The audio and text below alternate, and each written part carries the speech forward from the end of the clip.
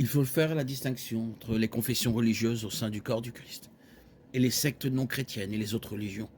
Les presbytériens et les luthériens sont des exemples de confessions chrétiennes.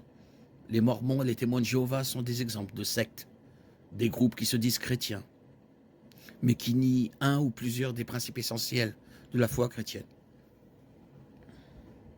L'essor des confessions au sein de la foi chrétienne remonte à la réforme protestante, le mouvement de réforme de l'Église catholique romaine au XVIe siècle, dont 4 branches ou traditions du protestantisme ont émergé. Le luthéranisme, la réforme, l'anabaptisme et l'anglicanisme. À partir de ces 4 grandes confessions, d'autres se sont développées au fil des siècles. La confession luthérienne a été nommée d'après Martin Luther et s'est basée sur ses enseignements. Les méthodistes ont obtenu leur nom parce que leur fondateur, John Wesley, était célébré pour avoir inventé des méthodes de croissance spirituelle. Les presbytériens doivent leur nom à leur vision du leadership dans l'Église.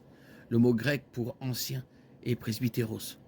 Les baptistes doivent leur nom au fait qu'ils ont toujours souligné l'importance du baptême des croyants.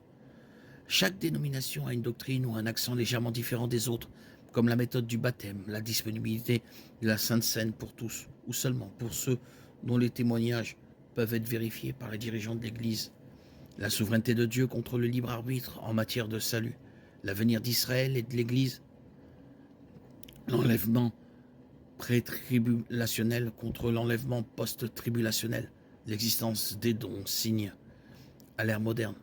Le point de ces divisions n'est jamais le Christ comme Seigneur et Sauveur, mais plutôt les différences d'opinion honnêtes entre des personnes pieuses, bien que défectueuses, qui cherchent à honorer Dieu et à conserver la pureté doctrinale selon leur conscience et leur compréhension de sa parole.